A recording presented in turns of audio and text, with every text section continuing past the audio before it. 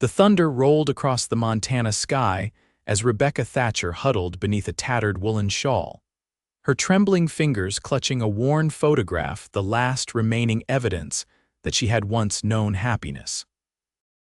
The year was 1876, and the unforgiving wilderness of the American frontier had taken everything from her except her will to survive. Rain pelted the lone figure as she trudged along the muddy path toward the solitary ranch house on the horizon. Smoke curled from its chimney, promising warmth that had become foreign to her bones after weeks of sleeping beneath the stars. Her dress, once a cheerful blue calico, hung in tatters around her thin frame, patches sewn haphazardly to cover tears, the hem caked with the dust of 100 miles. St. Elmo was still 5 miles to the west, but Rebecca couldn't take another step toward the mining town. Not tonight, not in this storm. The modest ranch house represented her last hope for shelter before pneumonia claimed what outlaws and starvation had not. Inside the weathered cabin, Ronan Thorne stared into the crackling fire, a half-empty bottle of whiskey his only companion. 3 years had passed since he'd buried his wife and infant son, victims of the influenza that had swept through the territory. 3 years of silence broken only by the lowing of cattle, the whistle of wind through the eaves, and occasionally the plaintive notes he coaxed from his father's fiddle. The cattle business had been good to him. His herd numbered nearly 200 now, enough to earn him respect in St. Elmo and unwanted attention from would-be cattle thieves. But success meant little when there was no one to share it with. At 32, Ronan had resigned himself to solitude, had wrapped loneliness around himself like a cloak, until it became as familiar as his own shadow. The sudden pounding at his door startled him so badly he knocked over the whiskey bottle, sending amber liquid seeping into the rough-hewn floorboards. No one visited the Broken Arrow Ranch uninvited, especially not in weather that would drown a fish. "Who's there?" He called, reaching for the Winchester rifle that hung above the mantel. When no answer came but another feeble knock, Ronan approached cautiously, rifle at the ready. He unbolted the heavy door and pulled it open just enough to peer into the darkness. The sight that greeted him was so unexpected he nearly slammed the door shut again. A woman, or what remained of one beneath layers of mud and soaked rags, swayed on his doorstep. Her face was gaunt, cheekbones sharp beneath skin pulled taut by hunger and exhaustion. Dark hair, matted and wild, hung in sodden strands around shoulders hunched against the cold. "Please," she whispered, her voice barely audible above the storm, "just for tonight." Then her eyes rolled back and she crumpled forward. Ronan dropped his rifle and caught her before she hit the ground, shocked by how little she weighed in his arms. He carried her inside, kicking the door shut behind them, and laid her gently on the bearskin rug before the fire. "Madam," he patted her cheek gently, receiving no response. Her skin burned with fever beneath his touch, and a cough rattled in her chest even in unconsciousness. Cursing under his breath, Ronan set water to boil and gathered what medical supplies he had. The woman would die without proper care, and while he was no doctor, he'd learned enough from his mother to know pneumonia when he saw it. He hesitated only briefly before beginning to remove her sodden clothes. Propriety meant little when weighed against survival, and he worked efficiently, averting his eyes as much as possible while he wrapped her in clean blankets and his own spare nightshirt. It was only when he went to hang her tattered dress near the fire that a small object fell from a hidden pocket, a tarnished brass key on a leather cord. Ronan turned it over in his palm, wondering what lock it might fit, what treasures or secrets it might guard. He placed it carefully on the table beside the photograph that had also fallen from her possessions. For 3 days, Rebecca floated in and out of consciousness, her dreams filled with pursuing shadows and the crack of gunfire. Sometimes she would wake to find a strong hand supporting her head while cool water trickled between her parched lips. Other times, she surfaced just long enough to feel a damp cloth against her forehead before darkness claimed her again. When she finally woke fully, sunlight was streaming through lace curtains she didn't recognize. For a moment, panic seized her. Had they found her after all? Had all her running been for nothing? Easy now, a deep voice rumbled from nearby. You're safe. Rebecca turned her head to find a man watching her from a chair pulled close to the bed. He was tall, even seated, with broad shoulders and the weathered complexion of someone who lived beneath the sun. His eyes, the deep blue of a summer sky, studied her with concern beneath a shock of dark hair. Where am I? Her voice emerged as a croak, her throat raw from coughing. Broken Arrow Ranch, about 5 miles east of St. Elmo. He leaned forward, offering a cup of water. I'm Ronan Thorne. You collapsed on my doorstep 3 nights ago. Rebecca accepted the water with shaking hands. 3 nights. The knowledge that she'd lost so much time sent fresh panic through her. I need to go. You're not going anywhere for at least a week, Ronan said firmly. Whatever's chasing you can wait until you're strong enough to stand without keeling over. She stiffened. Nothing's chasing me.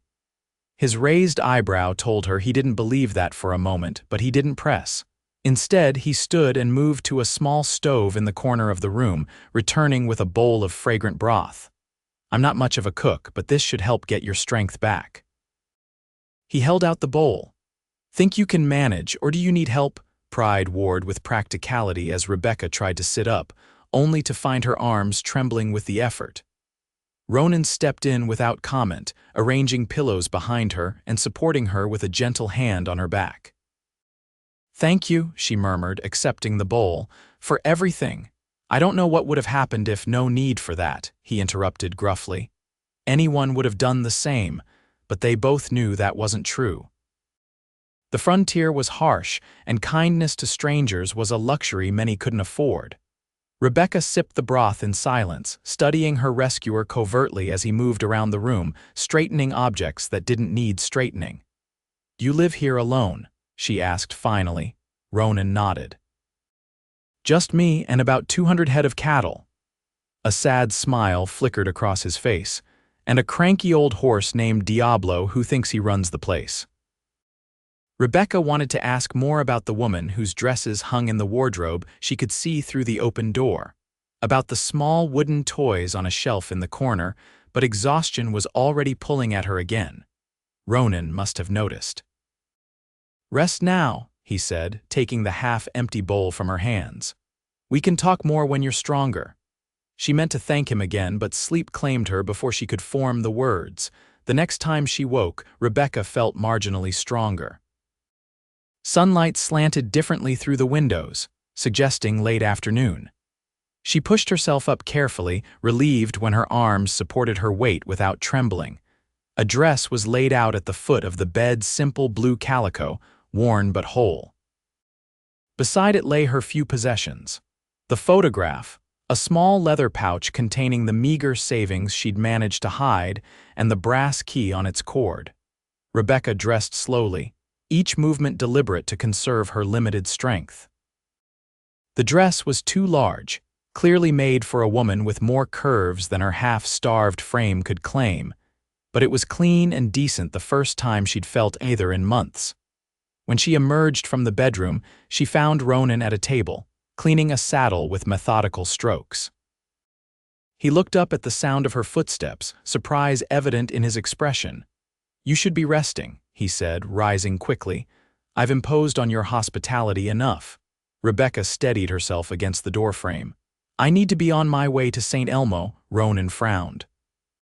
In your condition, you wouldn't make it halfway before collapsing again. I can't stay here. Why not? Because you're running from something? His voice softened at her flinch. Or someone? Rebecca looked away. It's better if you don't know, better for whom. Ronan set aside his cloth and moved closer, though he stopped several feet away as if sensing her wariness. I found wanted posters in town yesterday. One of them had a drawing that looked a fair bit like you, though the name was different. Ice flooded Rebecca's veins. What did it say? Sarah Miller wanted for theft and murder in Denver. His eyes never left her face. But that's not you, is it? No, she whispered, then more firmly. No, that's not me. I didn't think so. Ronan gestured to a chair. Sit before you fall down and tell me who you really are and what kind of trouble you're in." Rebecca hesitated, then sank into the offered chair. "My name is Rebecca Thatcher. I was a schoolteacher in a small town outside Denver." She twisted her hands in the fabric of her borrowed dress. "The man I was engaged to marry, he wasn't who I thought. After my father died, William showed his true nature. He was cruel, controlling. When I tried to break our engagement, he became dangerous." Ronan's expression darkened. "Did he hurt you?" He tried. "I escaped before," she swallowed hard. "Before he could do his worst. But he has influence, connections with law enforcement. The theft charge is because I took my mother's jewelry when I fled jewelry he claimed belonged to him as my fiancée. The murder charge." Her voice broke. "My friend Lydia helped me escape. I found out later that she was found dead in my home. They're saying I killed her. But you didn't." It wasn't a question, but Rebecca answered anyway. "No, I was already halfway to Colorado Springs by then. It must have been William, punishing her for helping me but making it look like my crime." Ronan was silent for a long moment, his fingers drumming thoughtfully on the table. "You need a place to hide, at least until you're strong enough to travel further, somewhere no one would think to look for you." "I couldn't ask." "You're not asking, I'm offering." He stood abruptly and crossed to a small cabinet, withdrawing something from a drawer. When he returned, he held out his hand, palm open. A key gleamed in the fading light, similar to the one she carried, but newer, unvarnished by time. "This place has a back room I built but never use. It has its own entrance, and from the outside it looks like a storage shed." His eyes held hers steadily. "Stay, at least until you're well. No one comes out this way except the occasional ranch hand, and they don't come inside the house." Rebecca stared at the key, understanding the magnitude of what he was offering, not just shelter but safety. A new life, even if temporary. "Why would you do this for a stranger? You don't know me." A shadow crossed Ronan's face. "I know what it's like to lose everything. To feel like the world's turned its back on you."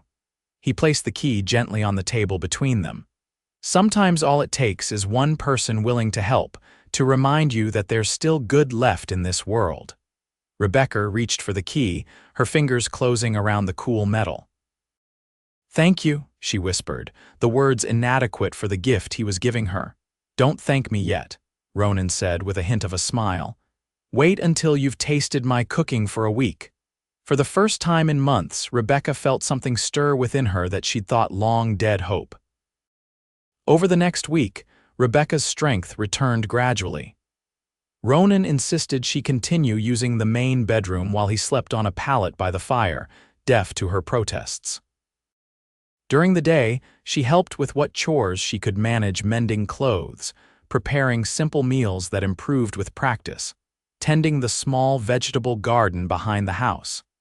They developed a rhythm, existing in the same space without intruding on each other's privacy.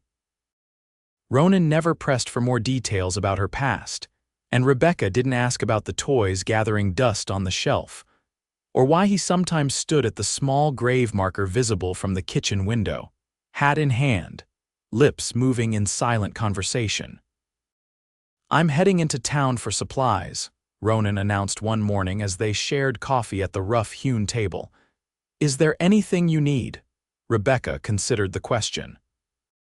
She'd been at Broken Arrow for nearly 2 weeks now, and the borrowed dresses, while serviceable, hung on her frame like sacks. "Perhaps some fabric. I could make myself a dress that fits properly. I'd be happy to sew you some new shirts in exchange." Ronan nodded, a faint smile playing at the corners of his mouth. "Been a while since anyone worried about how I look." "I didn't mean," Rebecca began, flustered. "I know." His smile widened momentarily before his expression turned serious again. "I'll be gone overnight. The ranch hands know not to come to the house, but just in case, you should stay in the back room." The back room was actually a small but comfortable space Ronan had built as a wedding present for his wife, intending it to be her sewing room. It had its own entrance and a small window that looked out over the meadow beyond the house. Rebecca had moved her few belongings there after the first week, insisting Ronan reclaim his bedroom, "I'll be fine," she assured him. "I've been taking care of myself for some time now. I know you have." He studied her for a moment, his expression unreadable. "Still, there's food prepared and my rifle's loaded if you need it." Rebecca nodded, unexpectedly touched by his concern. "Be careful in town." "If there are wanted posters, no one in St. Elmo pays much attention to posters from Denver," Ronan interrupted. "And I'm not exactly known for my sociable nature. No one will think twice about me not mentioning a guest at the ranch." After he left, Rebecca found herself at loose ends. The house seemed eerily quiet without Ronan's presence, the occasional footsteps across the floor, the soft humming she sometimes heard when he thought she was asleep, the reassuring knowledge that she wasn't alone. She busied herself with chores, determined to be useful. By mid-afternoon, the floors gleamed, fresh bread cooled on the table, and she'd even managed to repair the tear in Ronan's spare coat that he'd mentioned weeks ago. As evening approached, Rebecca sat on the small porch, watching the sun sink behind distant mountains. She'd never imagined finding peace again, not after everything that had happened, yet here in this isolated place, she'd begun to remember what it felt like to breathe without fear. The sound of approaching hoofbeats snapped her out of her reverie. Rebecca's heart hammered against her ribs as she hurried inside, securing the door behind her. Ronan wasn't due back until tomorrow, and he'd been clear that no one should be visiting the ranch in his absence. She grabbed the rifle from its place above the mantel and moved swiftly to the back room, closing that door as well.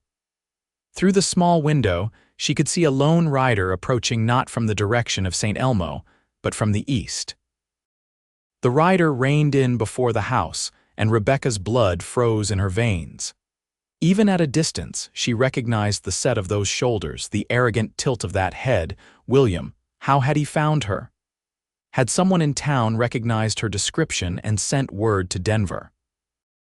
Or had he been tracking her all along, always one step behind until now? Rebecca's hands trembled on the rifle as William dismounted and approached the house. He pounded on the front door, the sound echoing through the empty rooms. "Rebecca." His voice, once so charming, now sent shivers of revulsion through her. "I know you're in there. Open this door." She pressed herself against the wall, breath coming in short gasps. The rifle felt impossibly heavy in her hands. Could she use it if she had to? Could she pull the trigger and live with the consequences? William's voice grew louder, more threatening. "You've led me on a merry chase, my dear, but it ends today. Open this door, or I swear I'll break it down." The sound of splintering wood told her he was making good on his threat. Rebecca's mind raced. The back room had its own exit. She could flee into the woods, but to what end? William would simply wait for her to return, or worse, burn the house down in his rage. No, she was done running. With trembling hands, she checked that the rifle was loaded, just as Ronan had shown her. The familiar words came back to her. "Steady your breath, steady your aim. The rifle's just an extension of your will." The crash of the front door giving way echoed through the house. Rebecca positioned herself beside the back room door, rifle raised. If William found her when he found her, she would be ready. Heavy footsteps moved through the main room, accompanied by the crash of furniture being overturned. "Where are you hiding, you little whore?" William's voice had lost all pretense of civility now. "Did you think I wouldn't find you? Did you think you could humiliate me and get away with it?" The footsteps approached the back room door. Rebecca's finger tensed on the trigger. The door flew open and William stood framed in the doorway, his handsome face contorted with rage. For a moment, he didn't see her pressed against the wall, his eyes scanning the small space. "Step back," Rebecca commanded, her voice steadier than she felt. William turned, surprise flickering across his features before his lips curved into a cruel smile. "There you are, my darling, playing with guns now, are we? I don't think that suits a lady, do you? I'm not your anything." Rebecca kept the rifle trained on his chest. "Leave now and I won't shoot you," he laughed, the sound sending ice through her veins. "You won't shoot me, Rebecca, you don't have the spine for it." He took a step toward her. "Put that down before you hurt yourself." "Don't test me, William. Her voice shook despite her best efforts. "I've changed. I'm not the same woman you knew." "No, you're not." His eyes hardened. "The woman I knew understood her place, understood gratitude for all I offered her. Another step. But I'm willing to forgive your temporary insanity. Come home, Rebecca, all will be forgotten." "Like Lydia is forgotten." Tears stung Rebecca's eyes. "Did you kill her because she helped me, or because she knew what kind of monster you really are?" Something dangerous flashed in William's gaze. "Accidents happen to people who interfere in matters that don't concern them." His hand moved toward his jacket, where Rebecca knew he kept a small pistol. Just like they happened to ungrateful Little, the thunderous report of a rifle split the air, but it wasn't Rebecca's weapon that fired. William jerked, a look of confusion crossing his face as a bloom of red spread across his shoulder. He staggered, turning toward the doorway where Ronan stood, his own rifle raised for a second shot if needed. "The next one goes through your heart," Ronan said calmly. "Step away from her. Now." William's face contorted with fury. "Who the hell are you? This doesn't concern you. I'm the owner of this property that you're trespassing on." Ronan's voice remained level, but his eyes blazed. "And I reckon it does concern me when a man breaks down my door and threatens a woman under my protection." Rebecca kept her rifle trained on William, though her arms shook with reaction now. "Ronan, he has a gun." As if her words were the signal he'd been waiting for, William lunged for the pistol in his jacket. Ronan fired again, the bullet catching William in the leg. He crumpled to the floor, cursing viciously. "Rebecca, are you hurt?" Ronan asked, his eyes never leaving the wounded man. "No, I'm all right." She lowered her rifle, suddenly exhausted. "How did you know?" "Met someone in town who mentioned a fancy Denver fellow asking questions about a woman traveling alone." Ronan kicked William's pistol away from his reaching fingers. "Figured I'd better get back." William glared up at them both, his handsome face twisted with hatred. "You'll hang for this," he spat at Ronan. "Shooting an officer of the court, former deputy prosecutor," Rebecca corrected quietly, "dismissed for taking bribes, though your family connections kept it quiet." She turned to Ronan. "He has no authority here or anywhere else." Ronan nodded. "Then I reckon the sheriff in St. Elmo will be mighty interested to hear how you broke into my home and threatened us with a gun." He glanced at Rebecca. "Not to mention those murder charges back in Denver." "It would be my word against yours," William sneered, though pain was beginning to eclipse his bravado. "And my family has influence even in this God-forsaken territory." "Maybe," Ronan conceded, "but we have this." He reached into his pocket and withdrew a folded paper. "Found a fellow in town who remembered a woman matching Rebecca's description passing through. Said she'd been traveling with another woman who continued on alone the next morning. Signed statement saying Rebecca was nowhere near Denver when your fiancé's friend was killed." Hope surged in Rebecca's chest. "Lydia made it out. She's alive." "Apparently she didn't quite trust your fiancé either," Ronan said. "Smart woman." William's face had gone ashen, whether from blood loss or the realization that his carefully constructed narrative was crumbling. "You're lying." "There's no witness." "You'll have plenty of time to ponder that on your way back to Denver." Ronan moved toward him, rope in hand. "The sheriff will be by in the morning to collect you. Until then, you'll be enjoying our hospitality in the root cellar." Later, after William had been secured in the cool darkness beneath the house, Rebecca sat at the kitchen table, hands wrapped around a cup of coffee gone cold. The events of the day had left her drained, empty of both fear and relief. Ronan settled into the chair opposite her. "You held that rifle like you meant to use it." "I did." Rebecca met his gaze steadily. "If you hadn't come when you did, I would have," he nodded, unsurprised. "Sometimes surviving means doing things we never thought ourselves capable of." "Is that what you did, after your wife and son died?" The question slipped out before she could stop it, and Rebecca immediately regretted her boldness. "I'm sorry, that's not my business." Ronan was silent for so long she thought he wouldn't answer. When he finally spoke, his voice was low, weighted with memory. "Clara died first. Then little James, just 3 days later. I buried them together on that hill." He gestured toward the window where the small grave marker stood sentinel against the darkening sky. "After that, I just existed, went through the motions of living without really being alive." Rebecca reached across the table, her hand covering his. "I'm sorry." 3 years, he continued, as if needing to speak the words now that he'd begun. 3 years of talking to ghosts and drinking too much whiskey and wondering why I was still here when they weren't. His fingers turned, interlacing with hers. "And then one night this half-drowned woman in rags shows up on my doorstep, stubborn as a mule even when she's mostly dead." A small smile touched Rebecca's lips. "I wasn't mostly dead. Could have fooled me." Ronan's thumb traced circles on the back of her hand. "Point is, having someone else to worry about it reminded me there's still a world out there, still reasons to keep going." The vulnerability in his eyes stole Rebecca's breath. "What happens now, after the sheriff takes William? That depends." Ronan's gaze held hers. "Those charges against you should be dropped once the truth about William comes out, especially with that witness statement.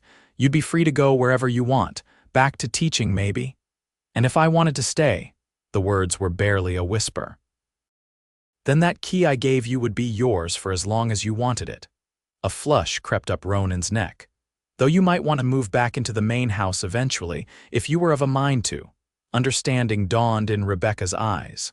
"Mr. Thorne, are you asking me to court you?" "Doing a poor job of it, apparently." His smile was self-deprecating but hopeful.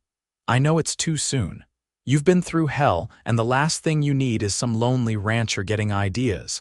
But when you're ready, if you're ever ready, I'd be honored if you'd consider staying. Not as my guest, but as more." Rebecca's heart thundered in her chest. 2 weeks ago, she'd been running for her life, certain she would never know safety or trust again. And now this man, this kind, honorable man who had given her shelter and protection without asking for anything in return, was offering her something she'd stopped believing in. A future. "I think," she said carefully, "that I'd like to stay, for now." She squeezed his hand. "And I think that more is something we could work toward together." The smile that transformed Ronan's face made him look years younger. "Together," he repeated. "I like the sound of that." Outside, the Montana sky spread vast and star-filled above the ranch. And for the first time since she'd fled Denver, Rebecca felt the weight of fear lift from her shoulders. There would be challenges ahead, William's legal battles, the whispers that would inevitably follow her, but she would face them standing beside a man who had handed her a key when she had nothing but rags, and in doing so, had given her a new life. When Sheriff Marcus Coleman arrived the following morning, he found William trussed up in the root cellar, his wounds tended but his pride in tatters. The sheriff, a no-nonsense man with a graying mustache and eyes that had seen too much of human nature's darker side, listened to Ronan's account with growing interest. "So this fancy fella broke into your home and threatened you and the lady?" Coleman glanced at Rebecca, his expression neutral. "And you are Rebecca Thatcher," she said, meeting his gaze steadily. "I've been staying with Mr. Thorne while recovering from illness." The sheriff's eyebrow rose slightly, but he made no comment on the propriety of their arrangement. "And this man claims you're wanted for murder in Denver?" A false accusation. Rebecca handed him the witness statement Ronan had procured. "I was nowhere near Denver when the crime occurred." Coleman read the document carefully, then folded it and tucked it into his vest pocket. "I'll send a wire to Denver, see what they have to say about all this. In the meantime," he jerked his thumb toward William, who was being loaded into the back of a wagon by the sheriff's deputy. "He'll be enjoying St. Elmo's hospitality until we sort this out." "And if Denver wants to press charges against Miss Thatcher?" Ronan asked, his voice carefully controlled. The sheriff studied him for a long moment. "Then they can send someone to collect her. But between you and me, Mr. Thorne, I doubt they'll be in any hurry once they learn their star witness is being charged with breaking and entering, assault, and attempted murder out here." He tipped his hat to Rebecca. "Madam, you might consider making your stay in Montana more permanent." Folks out here mind their own business, for the most part. After the sheriff departed with his prisoner, an unexpected lightness settled over the ranch. For the first time, Rebecca walked the property without constantly glancing over her shoulder, fear a receding shadow rather than a constant companion. Over the following weeks, a gradual transformation took place not just in Rebecca's health, which bloomed under proper food and rest, but in the ranch house itself. Rooms that had been shut up for years were opened and aired, the layer of grief that had settled over everything slowly dissipating in the face of new life. Rebecca sewed curtains from the fabric Ronan had brought back from town, planted flowers in the beds that had lain fallow since Clara's death, and filled the silence with quiet humming as she worked. Ronan found himself lingering over meals rather than bolting his food in solitary haste, engaging in conversations that stretched long into the evening. They were careful with each other, mindful of the wounds they both carried. Rebecca never pushed when Ronan fell silent, lost in memories he wasn't ready to share. He never pressed when nightmares woke her, screaming in the dark hours before dawn. Word came from Denver eventually. The charges against Rebecca had been dropped after William's father, a prominent judge, suffered the public embarrassment of his son's arrest. It seemed the Miller family had decided that discretion was the better part of valor, especially when evidence emerged suggesting William had been embezzling from his own law practice. "You're free," Ronan said quietly, handing her the telegram that had arrived that morning. "No one's hunting you anymore." Rebecca read the message twice, her hands trembling slightly. "It doesn't seem real," she admitted, after so long running to just stop. They stood on the porch, watching as the sun sank toward the distant mountains, painting the sky in streaks of gold and crimson. Ronan's arm rested lightly against hers, the contact casual but grounding. "What will you do now?" he asked, his voice carefully neutral. "You could go back to teaching. St. Elmo's school needs a teacher come fall." Rebecca turned to study his profile, the strong line of his jaw, the tiny scar above his eyebrow from a childhood accident he'd told her about during one of their evening talks. In the months she'd been at Broken Arrow, she'd come to know this man, his quiet strength, his unexpected gentleness, the depth of his capacity for both sorrow and joy. "I thought I might stay here," she said softly, "if the offer still stands." Ronan's gaze met hers, hope and uncertainty warring in his expression. "The offer stands," he confirmed, "but I don't want you to stay out of gratitude or because you don't know where else to go." "Is that what you think?" Rebecca moved closer, her hand finding his. "Ronan, I'm not staying because I have nowhere else to go. I'm staying because nowhere else feels like home." The kiss that followed was gentle, a question and an answer both. When they drew apart, Ronan rested his forehead against hers, his eyes closed as if memorizing the moment. "I loved Clara," he said quietly. "I always will." "I know," Rebecca replied. "I wouldn't want it any other way. But there's room in a heart for more than one love." His eyes opened, meeting hers with a certainty that took her breath away. "I love you, Rebecca Thatcher." Not instead of her, but alongside. A different love, but no less real. The words she'd thought never to say again rose easily to her lips. "I love you too."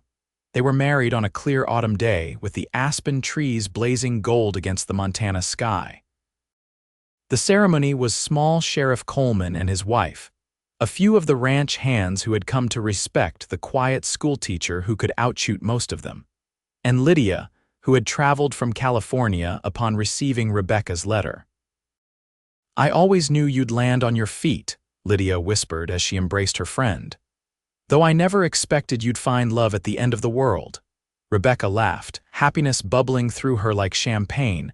"It's not the end of the world, it's the beginning of mine." The telegram from Denver arrived the following spring, forwarded by Sheriff Coleman, who had held it for 3 days, debating whether to deliver news that might disrupt the peace the Thornes had found. Rebecca read it first, her face paling slightly before she handed it to Ronan without a word. William Miller had escaped custody while being transferred to the territorial prison. His whereabouts were unknown. "He won't come here," Ronan said firmly, though his arm tightened around her shoulders. "He'd be a fool to try, and whatever else he may be, Miller's no fool." Rebecca nodded, trying to believe it. "You're right. He has nothing to gain by seeking revenge now."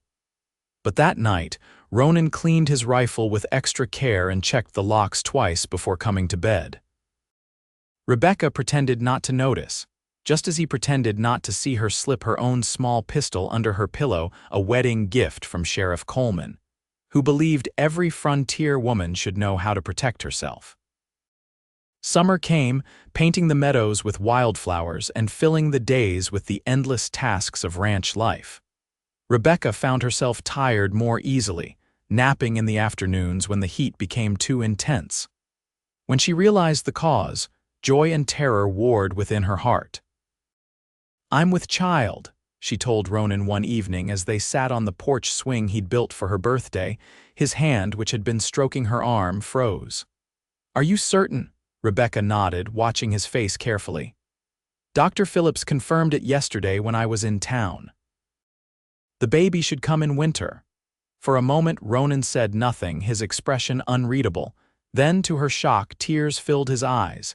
He knelt before her, his hands cradling her face with infinite tenderness. "Thank you," he whispered, his voice rough with emotion, "for this second chance." "For everything." Rebecca's own eyes blurred with tears as she leaned into his touch. "I should be thanking you, for the key, for the new life you gave me when I had nothing." "You never had nothing," Ronan said fiercely. "You had courage and strength and a heart that refused to be broken. I just gave you a place to use those gifts." As autumn painted the landscape in russet and gold, Rebecca's body rounded with new life. The ranch house transformed again, this time with a cradle lovingly crafted by Ronan's hands and tiny garments sewn by Rebecca during the long evenings. They were hanging curtains in the nursery when hoofbeats approached the house, multiple riders, moving fast. Ronan reached for his rifle, the habit of vigilance never quite forgotten. "Stay inside," he told Rebecca, but she was already moving to the window, peering out cautiously. "It's Sheriff Coleman," she said, relief evident in her voice, "and his deputies." The sheriff's expression was grim as he dismounted. "Thorne," he greeted Ronan, "Mrs. Thorne."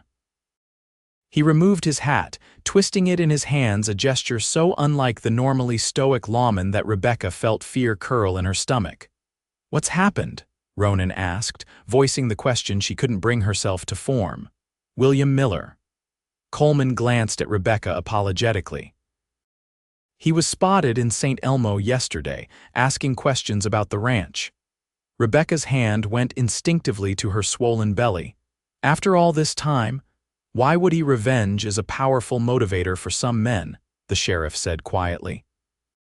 "I've got men patrolling the roads, but I thought you should be warned. Might be a good idea to stay in town until we apprehend him." Ronan's jaw set stubbornly. "This is our home. I won't be driven from it by a man with a grudge." "Ronan," Rebecca began, fear warring with her own reluctance to flee the place that had become her sanctuary. "We'll stay," Ronan decided, his eyes meeting hers. "But we'll be prepared. Sheriff, can you spare a man to keep watch tonight?" Coleman nodded. "Already planned on it." "Deputy Fisher will take the first shift. I'll send Patterson to relieve him at midnight." After the sheriff left, Rebecca watched as Ronan methodically checked and loaded every firearm in the house, positioning them strategically for easy access. "We should have gone to town," she said softly. "It's not just us anymore." Ronan's hands stilled on the rifle he was cleaning. "Do you want to go? We still could." Rebecca considered the question honestly. Town meant people, protection, safety in numbers. But it also meant confined spaces, limited exits, and being surrounded by strangers if trouble came. "No," she decided finally, "but I'm afraid." "Good." Ronan set aside the rifle and drew her into his arms, careful of her belly. "Fear keeps you sharp, just don't let it control you." They slept in shifts that night, despite Deputy Fisher's presence outside. Rebecca took the first watch, sitting by the window with a clear view of the approach to the house. her father's old pocket watch marking the minutes until she would wake Ronan. The baby kicked restlessly, as if sensing her tension. Rebecca smoothed a hand over the swell of her stomach, humming softly under her breath a lullaby her own mother had sung, the words long forgotten but the melody etched in memory. A flicker of movement caught her eye not on the main road, but along the tree line to the east. Rebecca stilled, straining to see in the moonlight. There it was again, a shadow detaching itself from the deeper darkness of the forest. Heart-pounding, she moved silently to wake Ronan, who came alert instantly at her touch. "Someone's coming through the trees," she whispered. "Not from the road." Ronan was on his feet in an instant, rifle in hand. "Wake the deputy," he instructed. "Then get to the root cellar. There's a trap door at the back that leads to a tunnel. Clara's father built it as protection against Indian raids." "I'm not leaving you," Rebecca protested. "Rebecca." Ronan's voice was gentle but firm. "Our child needs you safe, please." She wanted to argue further, but another movement outside decided her. Rebecca squeezed Ronan's hand once, then slipped through the kitchen to the back door, where Deputy Fisher dozed in a chair. "Deputy," she hissed, shaking his shoulder. "Someone's coming." The young man startled awake, hand going to his gun. "Where?" "Through the trees to the east. Ronan's watching from the front room." Fisher nodded, fully alert now. "Get inside, Mrs. Thorne. We'll handle this." Rebecca retreated inside, but instead of heading for the root cellar as Ronan had instructed, she retrieved the small pistol from their bedroom. She would go to the cellar if she had to, but not without being able to protect herself and her child if the worst happened. The sound of a shot split the night, a single report that echoed across the valley. Rebecca froze, straining to hear what followed. Men's voices raised in anger or alarm, then silence. The back door burst open and Rebecca raised her pistol, finger tensed on the trigger. "It's me." Ronan's voice was breathless as he appeared in the doorway. "It's over, Rebecca. He's gone. William?" Her hands trembled as she lowered the gun. "Is he dead?" Ronan's expression was complex relief mingled with something darker. "He fired at Fisher, missed. I didn't." Rebecca sank into a chair, suddenly light-headed. "You killed him." "He left me no choice." Ronan knelt before her, taking her cold hands in his. "He came here to kill us both, Rebecca. He had rope, kerosene. He meant to burn the house with us in it." The enormity of their escape washed over her in a wave. "It's really over now," she whispered. "Truly over." Ronan nodded, his thumb tracing circles on the back of her hand as he'd done that night months ago when they'd first acknowledged the feelings growing between them. No more looking over your shoulder, no more nightmares. But they both knew that wasn't entirely true. There would still be nightmares for both of them. The ghosts of the past didn't disappear with the death of one man. They would carry these scars always, these memories of fear and loss and pain. Yet as dawn broke over the mountains, painting the sky in shades of hope, Rebecca felt something settle within her, a peace she'd thought forever lost. She and Ronan sat on the porch, his arm around her shoulders, her head resting against him, watching as Sheriff Coleman and his men removed the body of the man who had once threatened to destroy her. "What shall we name the baby?" Ronan asked suddenly, his hand splayed protectively over her rounded belly. Rebecca smiled, grateful for the reminder that despite everything, life continued. New beginnings were still possible even after the darkest nights. "If it's a boy, I thought perhaps James," she said softly. "After your son," Ronan's breath caught, "and if it's a girl," Rebecca considered. "Hope," she decided, because that's what she would be, what she already is. A hope for the future, a reason to keep going forward instead of looking back. Hope Thorne. Ronan tested the name, his voice warm with approval. "It's perfect." They built their life together on that foundation of hope, adding to it day by day, year by year. The ranch prospered under their joint stewardship, expanding as Ronan's reputation for fair dealing and fine cattle spread throughout the territory. Rebecca found her place not only as a wife and mother, but as a respected member of the growing community around St. Elmo, eventually opening a small school on their property for the children of neighboring ranches. Hope Thorne was born on a snowy December night, with Ronan pacing anxiously outside the bedroom while the midwife and Lydia, who had returned for the birth, attended Rebecca. She had her father's blue eyes and her mother's determination, announcing her arrival with a lusty cry that seemed to proclaim her readiness to take on the world. "She's perfect," Ronan whispered when he was finally allowed into the room, tears streaming unashamedly down his face as he cradled his daughter for the first time. "She is," Rebecca agreed, exhausted but radiant. "Our new beginning." 2 years later, Rebecca gave birth to a son they named Daniel, after her father. The children grew strong and healthy in the clean Montana air, their laughter filling the rooms that had once echoed with silence and sorrow. On quiet evenings, Rebecca would sometimes find Ronan standing before the small grave on the hill, now surrounded by wildflowers she had planted. He no longer went alone. He took Hope and Daniel with him, telling them stories about the brother they would never meet and the woman who had been his first love. "Is it strange?" Rebecca asked him once after the children had run ahead back to the house. To have this second family, this second chance, Ronan considered the question, his face weathered by sun and time but still handsome, still dear to her. "Not strange," he decided. "Miraculous, maybe. I never thought I'd know happiness again after Clara and James died. I was just existing. And then you arrived, wearing nothing but rags and determination." Rebecca smiled at the memory, though it seemed to belong to another lifetime now. "I was so afraid that night, so certain you would turn me away.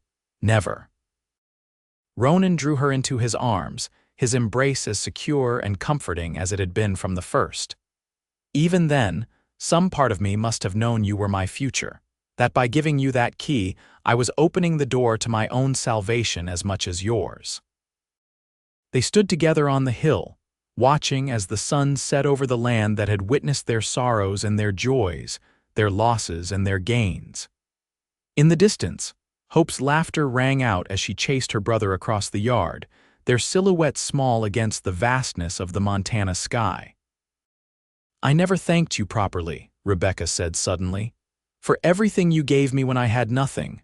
Ronan shook his head, drawing her closer. "You gave me far more. You brought life back to a house that had forgotten laughter. You showed me it was possible to honor the past without being trapped by it." His voice softened. "You taught me that love isn't a finite resource, that having loved and lost doesn't mean you can never love again." As they walked back toward the house, hand in hand, Rebecca reflected on the journey that had brought her here from a desperate woman in rags, fleeing for her life, to this moment of profound contentment. The path had not been easy or straight, but every step had led to this place, this man, this family.